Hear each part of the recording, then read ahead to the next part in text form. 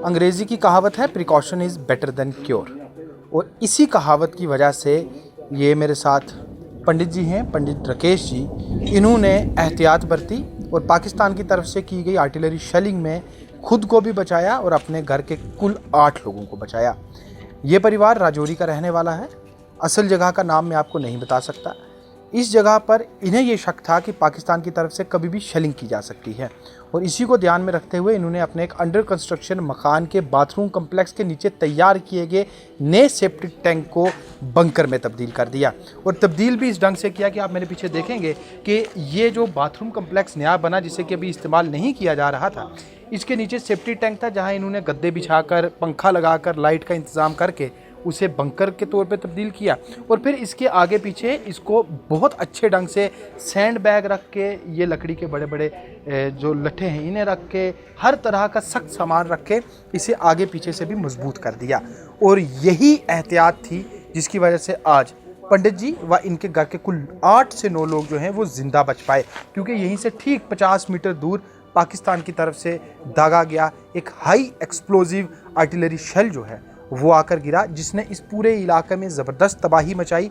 कई घरों को, दुकानों को नुकसान पहुंचा, और ना सिर्फ नुकसान बल्कि इनका जो अपने 3 घर थे वो तबाह हो चुके हैं, पूरी तरह से तबाह हुए हैं। और आप ये मंजर भी देख पा रहे हैं कि जिस टैंक के ऊपर ये बाथरूम बने हैं ये भी पूरी तरह से ढहने की कगार पर हैं, नाकाबिले इस्तेमाल रहे हैं और ख़त्म हो चुके हैं। जैसे हमें पता चला कि यहाँ पर धमाके होने शुरू हो गए हैं, तो हमने, अपने मम्मी पापा भी थे, बच्चे भी थे 4, मेरे बड़े ब्रदर हैं, उनकी डेथ हो गई है, उसके बच्चे भी थे, 2 लड़कियाँ थी, भाभी थे, उन सबको मैंने उठाया। बच्चों को तो उठाकर मैं सोए हुए बच्चों को इस खड्डे में हमने रख दिया नीचे, 10 फुट नीचे है उसकी गहराई है।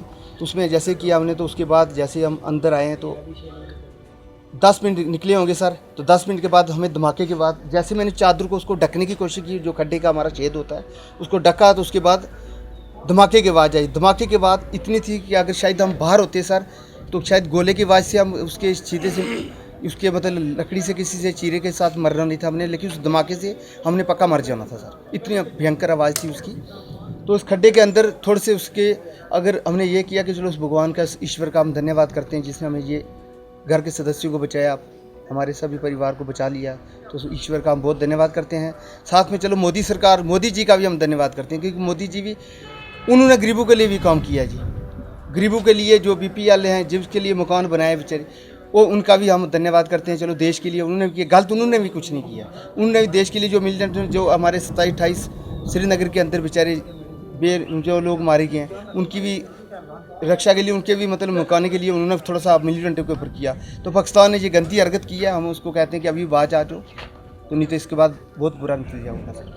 इन्हें भी सेफ्टी टैंक के अंदर जो इन्होंने खुद बंकर तामीर किया, उसमें छिपे हुए होते वक्त जब शेल आकर गिरा तो बड़ी परेशानी हुई। इनके मुताबिक इनके कुछ बच्चे बेहोशी की हालत में चले गए, क्योंकि आवाज़ इतनी थी।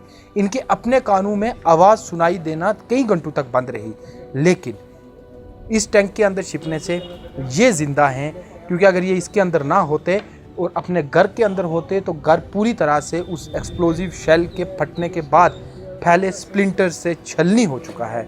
और इनका ये साफ मानना है कि थोड़ी सी एहतियात, सूझबूझ व समझदारी से आज ये खुद को व अपने पूरे परिवार को बचा पाए हैं। राजौरी से GK TV के लिए मैं सुमित भार्गव।